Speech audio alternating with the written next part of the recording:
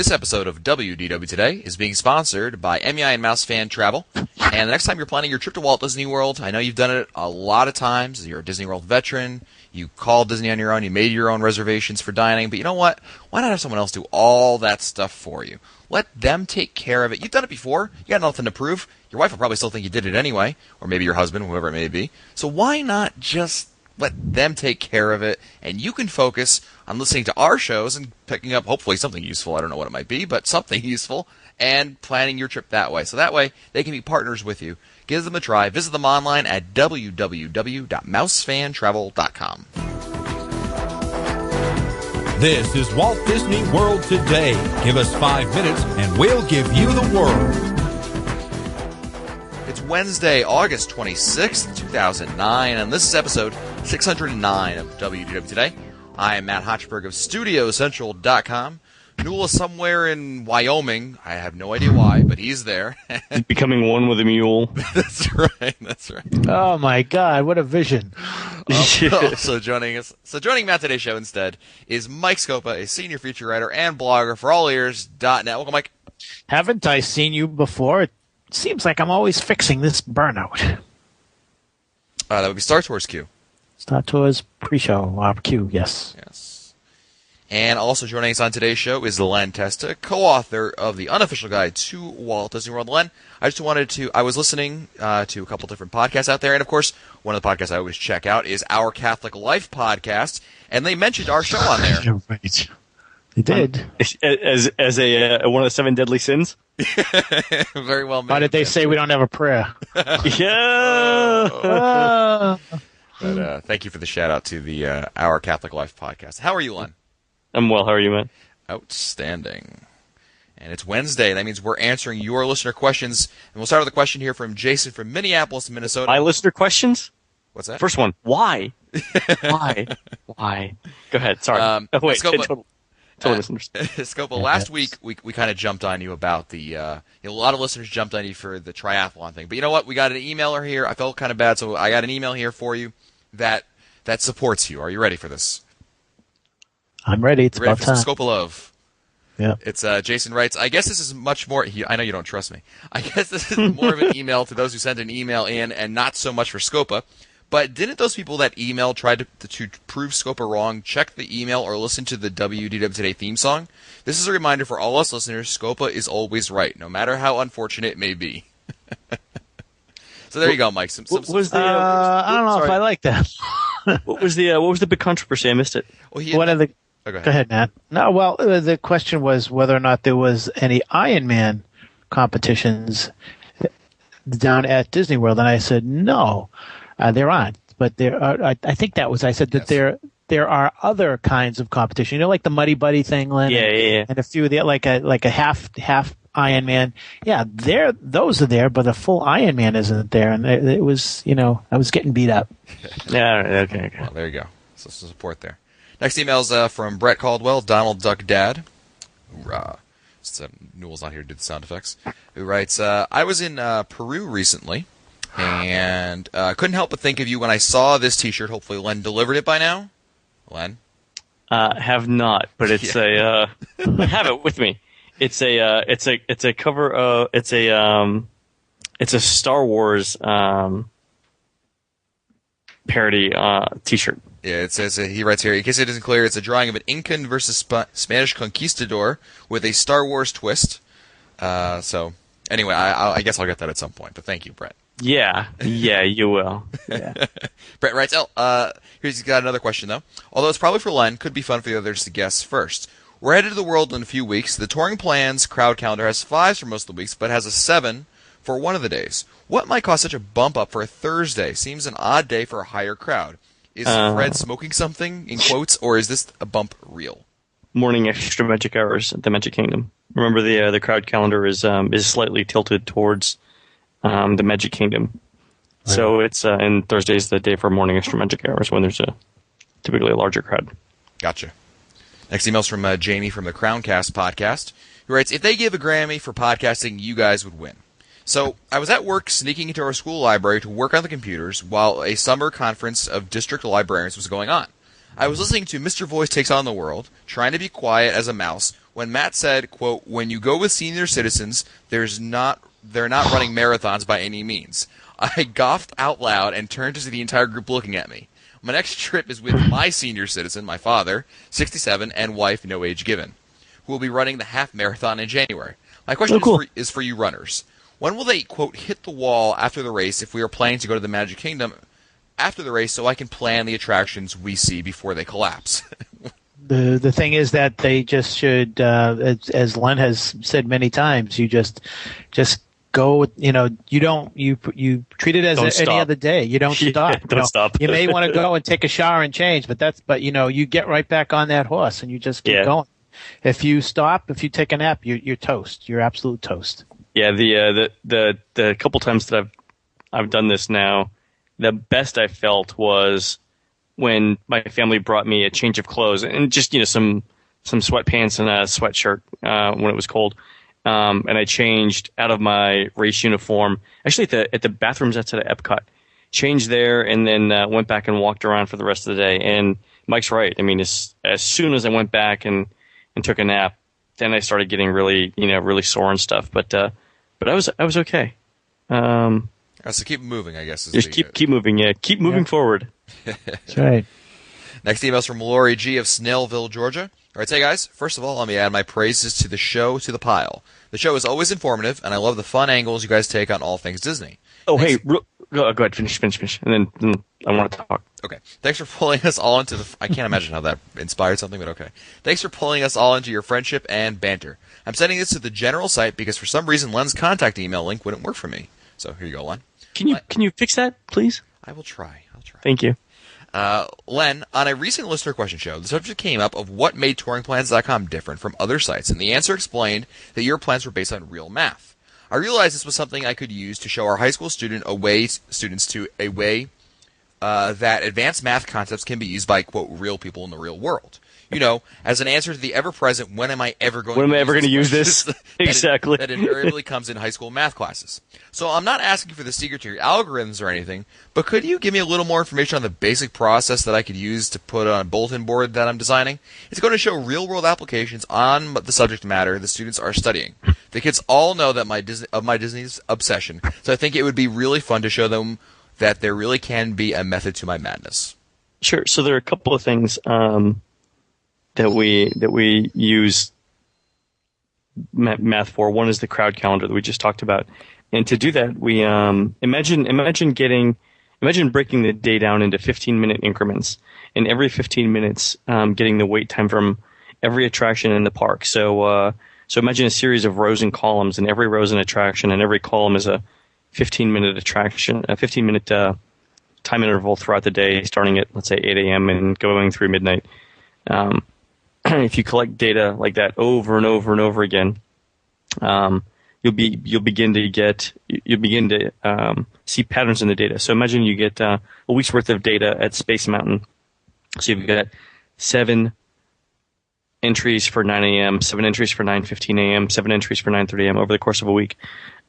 You can plot that on a graph and see the rise and fall of the wait time for the ride. And using that, you can predict when the best time to go is throughout the day, even when you can't get there at 9 o'clock in the morning. So that's a really useful piece of information. The other thing you can do is when you have all of that data and you add it all together, like if you take in all of the wait times from all of the rides throughout the day, you can begin to see visitor patterns throughout the year. So imagine if you had that data not only for every 15 minutes, but for every day of the year, you'd begin to see when people went to Walt Disney World. And from that, you can start making crowd calendar recommendations. So that's very, very useful stuff. Excellent. You had something else to add before this email? Oh, I was going to say, I was flipping through iTunes to grab some of the most recent shows, and I realized that people had been adding reviews of our show on iTunes, and I would like to encourage that. So if you guys are listening at home right now and you're near iTunes, can you go and throw a review of the show on iTunes for us? We'd greatly appreciate that. Yes, absolutely. Very nice. And when you start cursing about the show quality, make sure you spell Matt's name right. Yeah. Just remember, Newell took vacation. I don't know who told him he could. Newell, right? Exactly. Yeah, I thought we all agreed Newell will never take vacation. I know. Who let him out of the cage?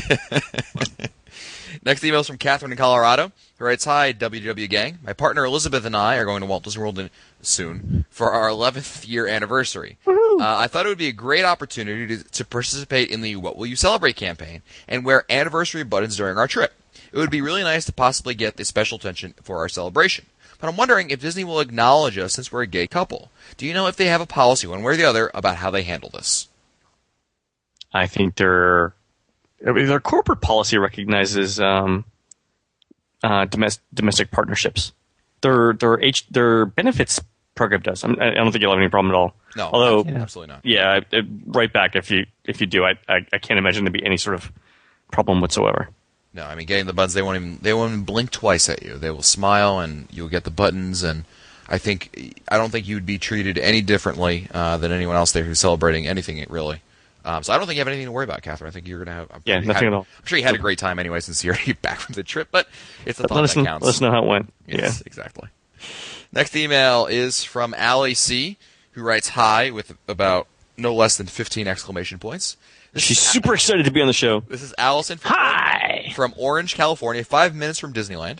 First things first, I'm 13 years old, and along with my dad, am a Disney-aholic. Oops.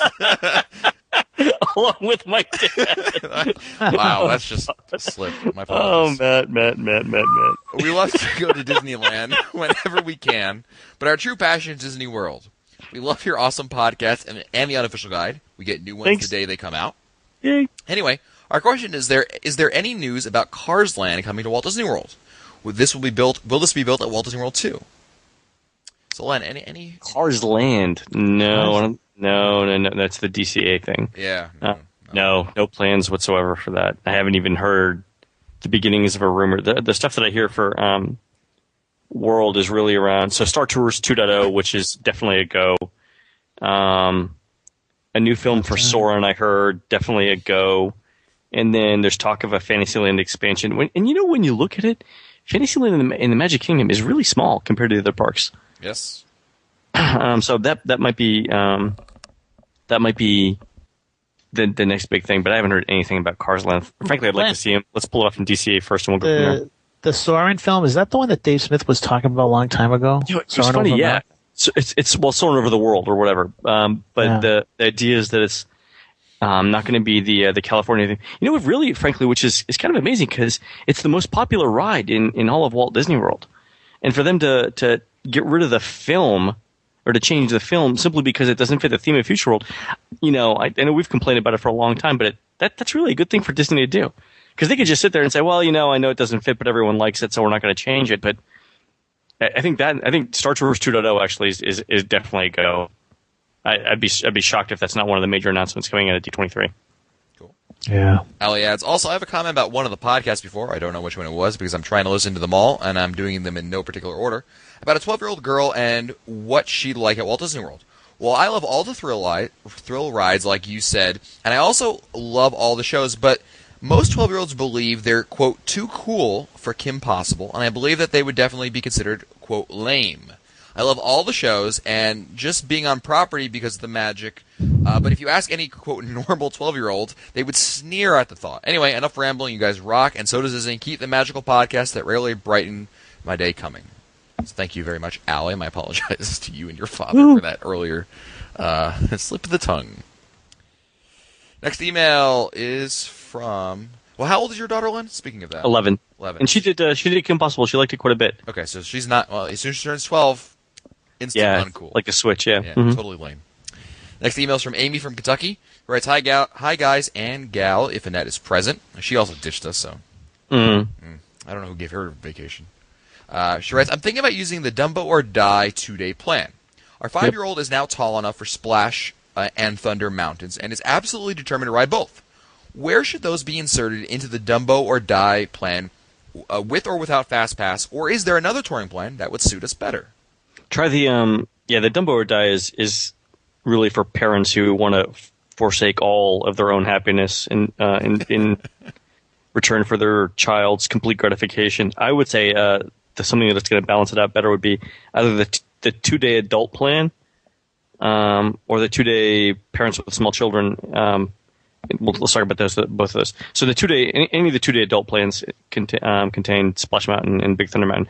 Typically, day one is like Fantasyland, Liberty Square, Frontierland, part of Adventureland. So, roughly speaking, in that order. Although you only do the Haunted Mansion in Liberty Square before coming back. So that's like late morning, middle morning, Frontierland, Splash Mountain, Big Thunder. If it's not in the small children plan, with the day that you're doing Fantasyland in the late morning, head over to Frontierland and do those. Cool. Next email's from Mark Dolrick of Plymouth, England, who writes, love the podcast, especially when you guys get a fit of the giggles. Kind of like alcoholic. like the alcoholic. Yeah, nice. Jesus. Mark writes, we, that's me, the wife, and 2 daughters, aged 13 and 15, are off to the world around the end of September, aiming to stay in a Valley Resort, Pop Century, for 3 weeks. Good Lord. Must love each other a lot. He writes, according to the brochures, all bedrooms contain 2 beds. That's fine for me and the wife, but our 2 daughters have already declared the remaining bed is a war zone and are fighting tooth and nail against sharing a bed. My question is, are there any 3-bed bedrooms, or can you hire a fold-away bed from the hotel? Another alternative is to buy a sleeping bag and they can share sleeping on the floor. If we can't, can I ask your listeners what they do regarding sleeping arrangements for this sort of age groups at a Valley Resort? I believe you can get a pull-away bed, right? Yeah, you can get a cot. I don't know how comfortable it's going to be. The alternative is, I don't know how expensive that is over is it 2 weeks? 3 weeks. You might be better off. It might be cheaper to go buy a cot at Walmart for 21 days. Yeah, because I think it's about $10 a day. Yeah, 10 or 15. Yeah, probably as close. That's an option there. The other thing is air mattress, something simple at. Yeah. Wow, 3 weeks at Disney. Wow. 3 weeks at Pop Century. That's what's really getting to me. That's 260 square feet. That's amazing. Yeah. Well, Mark, if it works for you, more power to you. Yeah, I mean, I'm not saying it's going to go. I like the air mattress idea. I think it's practical, easy to do. The other thing, if you want to save some money, I mean, you could ask for some extra blankets, which they'll very much give you. You can kind of set up kind of a mock mattress thing on the floor. Serve that as like the thing to sleep on. It won't be very comfortable, but I mean, it's better than sleeping on the floor directly. So just real quick, Mark, just to save you some money here, if it's $10 a day for a cot, Walmart has them for less than $50 US. Yep. And it's probably going to be the same quality. Actually, the Coleman Ridgeline 2 camp bed is $43. There you go. And you're not going to do better than that. And the other stuff is actually a hammock, which would require some nails and a. It'd be quite creative. Yeah, you have to drill some holes and get some toggle bolts and put those in the walls at the hotel. Probably not what you're looking for, even though you're going to stay there for 3 weeks. You probably don't want you customizing the place. No, probably not. You can hang your own pictures up, change out the wall sconces, come in and be like, an English parlor. That'd be nice. Yeah, we put a checkerboard table in. Yeah, the jacuzzi. Yeah, it's all fabulous. Next email's from Mark of Laconia, New Hampshire, and I think this is a good question for you. Okay. Right. Here's a what if for the guys. If you've been named Senior Vice President of Operations at Walt Disney World Resort, or you have just been named that, your first project to reduce wait times around the world to a maximum of 20 minutes for any attraction, with the only exception being Christmas to New Year's.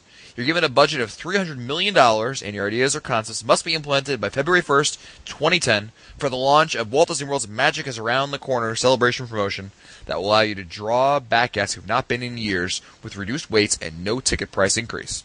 And Len, handing out unofficial guides at the gate does not count. What about snipers at the turnstiles to keep the crowds down? So what do you think, Scopa? I would take all the attractions and all the parks. I would retrofit them, and I would have an annual pass holder entrance for every attraction. Annual pass holders should get preference. We've talked about this before, and I think that many times the annual pass holders are shortchanged, so I believe they should have special queue lines for the annual pass holders. Or maybe I'll say APFP, Annual Pass Holders Fast Pass Line. That's what I would do. Okay, so that you think would help with the wait times? Yes, I do. Okay, very good. Don't forget my consulting fee that you'll have to throw in there with that $300 million you're getting. Yeah, so there's probably enough money left over for those stickers to go on top of the Fast Pass line that say annual pass holders too. The only other thing would be keep the parks open. If you kept the parks open 24/7, You'd probably take care of because there's always night people who would go to the parks, and those night people would not be there during the daytime. So you could do that to cut down the. Speaking of that, I hear rumors of a nighttime race at Walt Disney World coming up in the fall. Well, they have the Tower of Terror one. Well, 2000, no, not anymore. Oh, No, 2010. 2010. Yeah, 2010. Yeah. Yeah, So. Hate those nighttime races. I think what Scopa's going to probably do is I think Scopa's economic theory right there I think is to take perestroika and apply it to the Magic Kingdom. Yeah, exactly. Openness. Right, Keep it open comrade, you are 24/7. In fact, keep it open 25 hours a day. Next email is from Rosie Goucher of Petaluma, California. Writes, I'm going to Walt Disney World soon, and my birthday and my parents' anniversary. It's my parents, my brother, my college friend, her husband, and myself. We're all adults. My brother and I want to treat our parents to a nice sit-down dinner for their anniversary. Do you have any suggestions? I think for your parents, I think they would really enjoy Citricos. That's my suggestion right there. Where are they staying? Does she say? No, does not mention where she's staying. Citricos. Anything Narcoossee's is pretty good. Chico, of course, fabulous. California. Everyone says the California Grill. My parents are coming down in October, and I'm going to bring them over there. I'll see how that goes, Len. I'll let you know. Never was a California Grill. Yeah, I mean, Yeah. You're taking them to the California Grill? Yeah, I'll take them to the California Grill. They like that kind of places. We've been to Citricos. Chico's loved it. So What about Yachtsman? Take them to Yachtsman. Could do that. too. Nah, it's expensive, and the service is great, but the food isn't that. Go with California Grill. Okay. Next email is from Becky Cole of Cincinnati, Ohio. Cincinnati. Slowly I turn. No, that's Niagara Falls. Okay. Go ahead. Writes, love your show. I've been listening for 6 months now. I'm completely addicted. Thanks to you, I'm no longer aware of any current world events, as instead of listening to news on my way to work, I now listen to your show. The world suddenly seems a much more cheerful place. Much more cheerful. It's awesome. Ignorance is bliss. Exactly. Here, let me give you a quick synopsis. Americans are in debt. There's a war going on in the Middle East, and Europeans kind of like us, but kind of don't. I think I've summed it up. Go ahead. Nice. Thanks, Lon. No problem. Becky writes, anyway, I convinced my husband that we must go to Epcot for Food and Wine Festival this October for our 10th anniversary. We will only be there 3 days, and I'm wondering about making advanced dining reservations. We've never been to Food and Wine before, but listening to the podcast, it sounds like there are a bunch of special counter service and snack areas unique to the event. Should we just graze from these the entire time? Does the Epcot sit-down restaurants do anything special? I assume we would need ADRs for them. Would it be okay to hit some non-Epcot restaurants we haven't tried yet, or would it waste the Food and Wine experience? I've seen that there are many special hard-ticket events like the wine tastings and special chef events. Are any of those worth the price? We're also thinking of getting a Tables in Wonderland card. Is this of any use during Food and Wine? Whew. Wow. A lot there, Scopa, for you. So, yeah. Yeah. So, Well, first thing I would say is that you could very easily just saunter around World Showcase one afternoon, and you could try a few things here and there. A couple of really interesting kiosks with some interesting food. You can try some wine. Just make sure you've got plenty of money. I would do that rather than go around to the restaurants, because you really get to try some very interesting foods, and it's really worth it. I would not. You may want to do that 1 or 2 days, and then think about ADRs for the days you're not going to do that. But I think that you don't want to pass on the experience of trying out some really unique cuisines in Epcot. yeah, I mean, I totally agree with what you said there, Mike. And the restaurants, the normal restaurant, the sit-down restaurants, I don't think they do anything special for Food and Wine, really. Have you guys noticed anything? No. They might do a dessert or a dish or something, but it's not at every resort restaurant. No, and I agree with him. I think Scopa's got the right idea. I mean, just Becky, just go there, graze a little bit, grab something here, grab something there. I know that Len, last Food and Wine in 2008, we went as a group over there, and we alternated between many countries, so we didn't eat at every country, but we got breaks. But even just eating at maybe 4 or 5 countries, I mean, we were pretty well stuffed. Yeah, that's the thing. It's you can definitely graze, but that's all you're going to do. I mean, I don't know that any of us could have. Well, we probably could have sat down for a meal because we're crazy. But normal people with sense about them probably would not want to sit down for a full dinner after eating all day. The other thing I would say too is the big mistake that a lot of people make the first time they visit Food and Wine is they start eating right away at all of the booths, and there's just no way you can you can keep up that kind of pace. Yeah. Like everyone gets excited at the first few booths, but really there's stuff all around World Showcase, and you can really pace yourself. And unless there's something that you've been dying to try, there's probably stuff later on. I really think that we should probably try to do a sip and snack around the world during Food and Wine. That would be funny. Could you imagine that? That would be funny. And, we could only sip on wine. That would be great. That'd be a great show. If Newell can record that, I'll go down for that. There you go. I volunteer Newell for it, so done. Yeah, there you go. Also, Becky, we've actually done a number of episodes in regarding your questions about the special events that go on over there. I would really recommend you take a look at some of the older episodes. Episode 476 was a review of Food and Wine from 2008, and there's a lot of themes here that are going to repeat themselves. The event doesn't change all that much every year. There's little subtle changes, mostly in theme, but not really in substance. So episode 476, episode 318, episode 144. We did talk about in episode 1, but I really don't think that's a great episode to refer to. Probably not. No. No, absolutely not. Memories. Becky also writes, by the way, at the time of writing this email, have not heard you yet talk about Kim Possible. We are going to be at the World soon. We were at the World, rather, and able to do 5 countries. What an awesome experience. My 6-year-old absolutely loved it, as did his parents. The biggest issue was keeping him and his sister from fighting over the communicator. We'd love to hear your experiences with the attraction. I know Newell's a huge fan of that. Yeah, Hanny and I did it a couple weeks ago. Yeah. We did France and Japan. So it's really good. They've built the clues, so you get a communicator, a little Motorola cell phone like device. Yep. Is it Motorola? It's Nokia. It's Motorola, right? I think it's Motorola. I think you're right. I think so. From right by there's a little cart on the way to International Gateway. So you know how kind of when you're walking up towards France from the United Kingdom, you kind of bear left. Just before you bear left to go over the bridge, there's a little kiosk set up with a couple of cast members, and you grab a communicator there. They show you how it works. They choose a country for you, so you don't actually get to pick your country, although we did on the second time around. So the first country we got was France. So you run around different parts of France with the communicator, and it's location activated. So you'll get clues at certain places in France, and you'll push buttons and use the phone and look at things. And It's really a lot of fun. Yeah, it really is actually. It's about half an hour per adventure though. The funny thing is we got to the very end of France, and to finish the mission, you're supposed to do this one thing. I won't give it away, but the one thing that we were supposed to do didn't work. So we had ended up with 6 families sitting around this one thing, waiting Holding for up the phone and pressing. Yeah, and it didn't work, and it was really funny. Anyway, we'll have to do really a show dedicated to it about the whole thing, because it is. I think it really is. A good job. It really is pretty good. Yeah. Next email is from Rhonda Crabtree, who writes, "I love listening to the show while walking my dogs and riding my horse."